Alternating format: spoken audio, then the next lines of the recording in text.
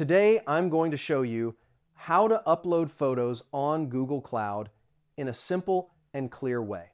First, go to Google Cloud Console and log in with your Google account. Once you're inside, make sure you have a project selected or create a new one.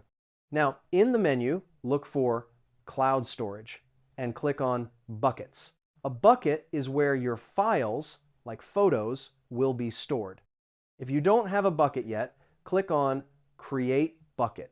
Choose a unique name, select a region, and finish the setup. Once your bucket is ready, click on it to open.